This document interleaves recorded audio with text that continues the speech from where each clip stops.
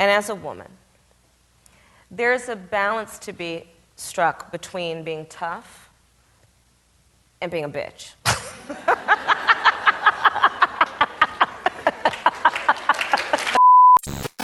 I'm a Black American woman, and I will not be voting for Kamala Harris.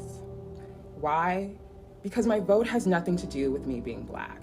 My vote has to do with the fact that I like safe and secure borders, I'm not a fan of inflation, and I like a president that puts America first. My name is Jade. I am a former Democrat. Unlike Kamala Harris, I'm an actual real-life Black woman. I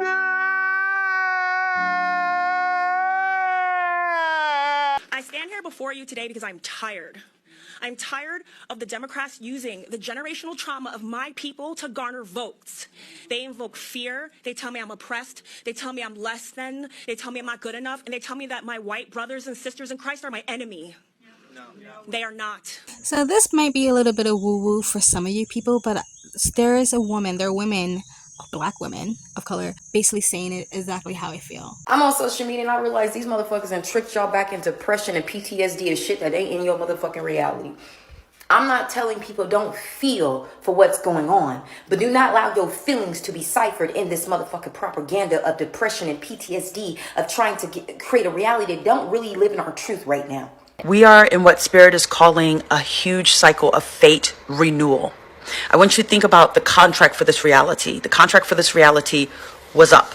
It was up, I think, around the time of the pandemic, around the time of COVID. That's exactly why it's not making any sense to y'all. Like what's happening in the government, the news, the media, the stuff that's being revealed, like all of that stuff is showing the illusion, the veil, the matrix that's been pulled over our eyes. It's up. It's time. That's what we're feeling. And they've been trying to convince us to renew their control over us. And I'm talking about something evil, something demonic.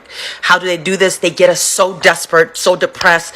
They take away so much. They make it so much harder to live that we're so happy for crumbs that we will not demand what we know that we deserve. They want to keep you low, depressed, feeling oppressed, victimized, so you are at a low frequency energy level, and so they can use that trauma that they basically subjected and projected onto you to keep you voting for them, to keep you accepting crumbs. And I also do believe that there are people waking up, or whatever you want to call great awakening. That's why a lot of their old tricks in the government, playing on race and identity politics, just isn't working anymore. It's done, because I think people are starting to, whatever you want to put it, in a spiritual light or a non-spiritual light, or people are starting to wake up to the BS that's been going on for years and years and years, while others stay asleep and continue on their NPC walks. And I know this video is focused heavily on race, but this can apply to anyone. A lot of people globally are waking up to the lies. And if you don't realize what they're doing and playing you like a fool, again, you will just keep accepting crumbs because that's what they train you to do.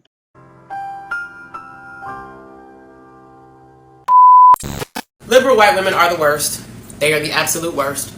Today, after I finished my day job, I went to go clean a house for this woman. I had never cleaned for this woman before, and I knew that she was going to try to talk to me. And I knew Kamala was going to come up because we're alone. I'm a Black woman. This is Austin, Texas. I knew it, and she did not fail to deliver. Sure enough, she smiled at me and said, "Aren't you excited about Kamala?" No, I'm not. And I tried my best not to roll my neck too much and frown up and look like I was smelling onions, but it was really hard. And I'm not sure I succeeded. Actually, I know I didn't. Because I told her that not only did I not support Kamala, that the Democrats are the party that started the Klan. She tried to argue with me that the parties switched. And I've heard this goofy argument many times from many other liberals and Democrats that the parties have switched. When? Because after they got rid of Lincoln, the Democrats took control and Jim Crow went into effect. That is history.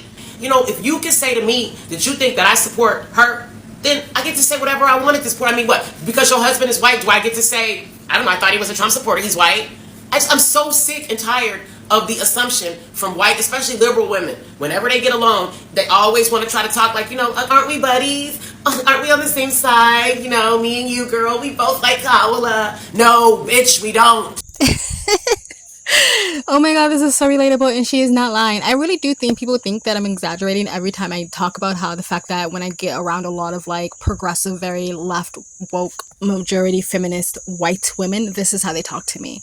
This is how they talk to me. They have no like introspection. They have no self-awareness, like how condescending and disgusting it actually comes off and gross it comes off. And look, I hate talking about this because I don't like to separate us by race. But it's like in progressive white women's DNA. I don't know what it is. And they've been like this since the 50s, since the 30s, when like there was actually like Jim Crow, segregation, slavery, where they were like literally trying to buddy up with their black maids or their black nannies when like to try to like make themselves feel better. I don't know what it is about white progressive women. It's like they have a part of their brain missing or logic missing or something. I don't know. I don't know if like white progressive women marry certain type of men and they just keep breeding these type of women. I know this sounds really, really fucked up and racist, but I'm telling you, this has been my lived experience with white progressive women and some white progressive men, where they literally talk down to you, infantilize you, talk to you like, oh, we're buddies, we're friends, kiki. But it's like it comes off so gross, and they're completely unaware of themselves. If this is you, and you find that, yeah, this is kind of how I am, stop doing it. It's insulting. And the same thing happened to me when Obama was running. I can be anywhere, in a line, in an Uber, walking down the street. This is when I was living in LA, so very progressive.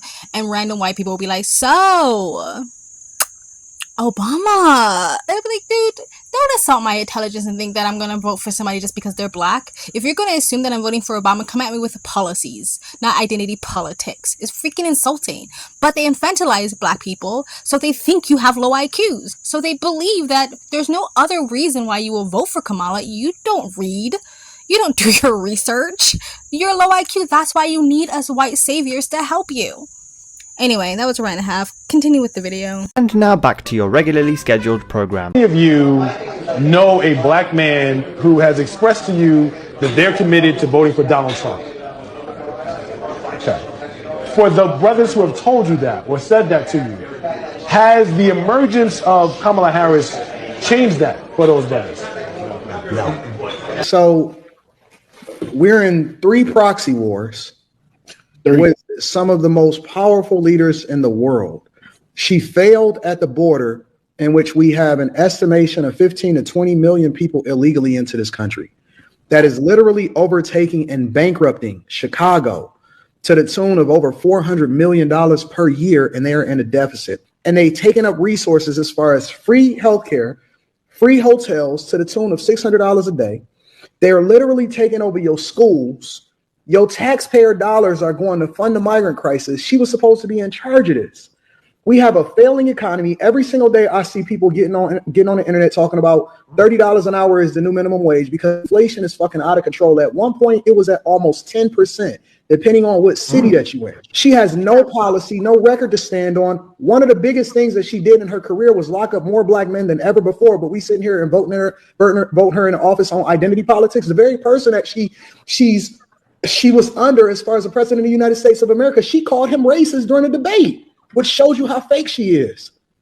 And the only thing that we can stand on from a policy perspective is whether or not she's black and she's a woman. We did that during the Obama administration, and then he didn't do anything for black people. As a matter of fact, y'all complain because the only person that he did, or the only group of people that he really stood for is the alphabet community, and that's his landmark thing that he's still standing on today. Every single Democratic city is a hellhole, and we sitting here talking about identity politics? Now, Senator Harris says she's proud of her record as a prosecutor and that she'll be a prosecutor president, but I'm deeply concerned about this record.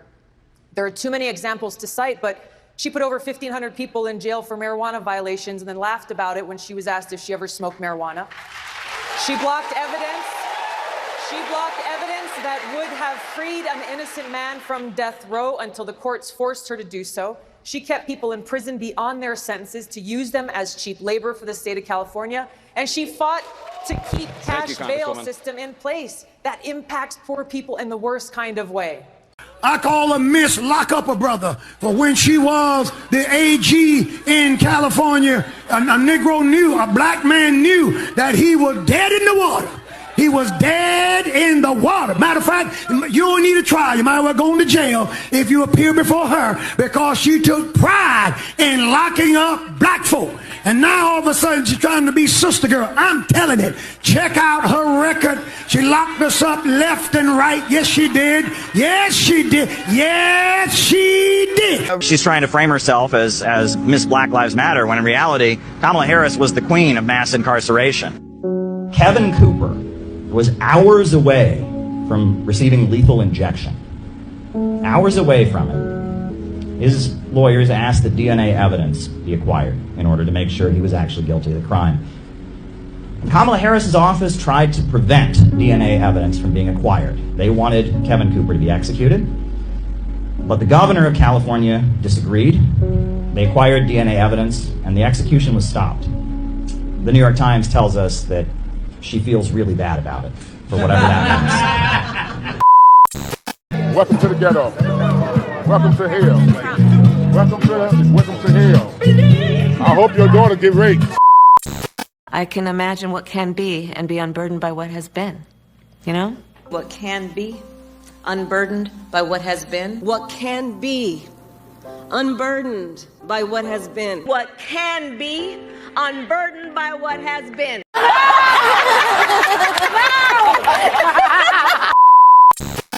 And as a woman, there's a balance to be struck between being tough and being a bitch.